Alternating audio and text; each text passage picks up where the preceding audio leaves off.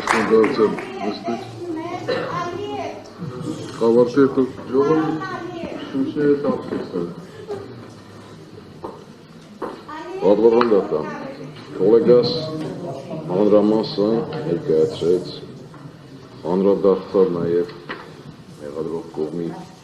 առանձնակի և առանցքային դերակատարման փաստարկին։ Պատվառանդատան, երբ որ Բագրատ Սրբազանը ձերբակալվեց, այնուհետև կալանավորվեց, երբ որ Բագրատ Սրբազանը ձերբակալվեց և կալանավորվեց, այդ օրերին ես հարցազրույցով նշեցի, որ բացի քաղաքական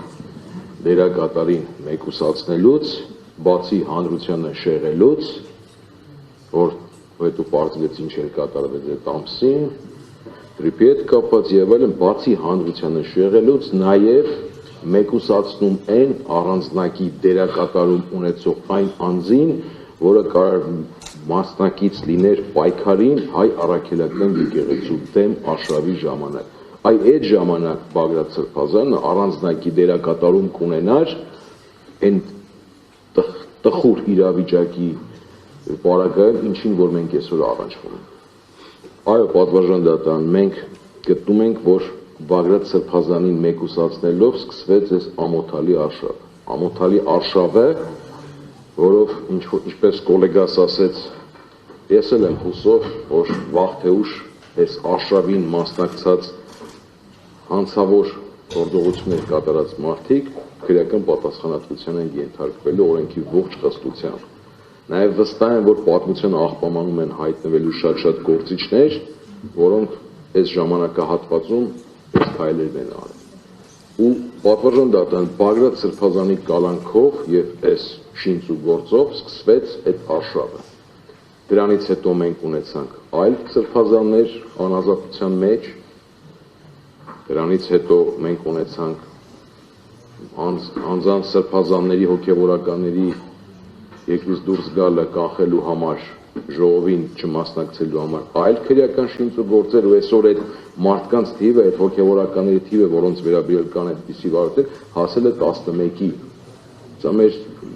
մեր ցավն է, մեր բոլորի ամոթն է, որ մենք այս օրերին ենք ապրում։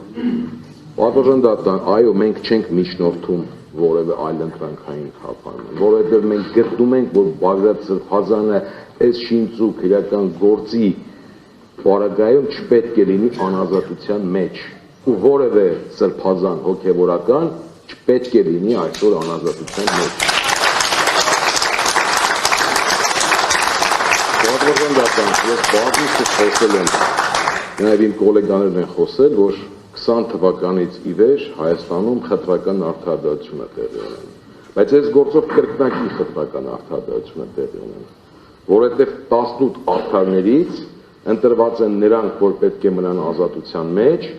որոնք քաղաքական որոշակի դերակատարում ունեն, նույն Արտուրը Սարգսյան, նույն Իգորը։ Մենք հասկանում ենք, որ այստեղ կրկնակի խտրականություն է։ Ճիշտ է, բոլորն են այստեղ արդար, բոլոր 18-ը։ Այդ copy-paste-ային գործը որ կա, որ բոլորին գրեթե չէ, ամբողջությամբ նույն մեղադրանքն է ներկայացված։ Բայց այս մարդիկ պետք է մեկուսացված լինեն։ Ես վստահ եմ, որ այս օրերին այս ճնշումները, որ մենք ունենք, դատական իշխանության նկատմամբ, նաև ձեզ էլ է բաժին հասնում։ Բայց միևնույն է, ես գիտեմ, որ գոյություն ունի պատմություն եւ ժամանակ ամեն ինչ պետք է դնել։ Ոստի միանում եմ կոլեգայիս խոսքին, միանում եմ միջնորդությանը, Բագրատ Սրբազանը այսուհետ այստեղից անհապաղ պետք է ազատ արձակվի։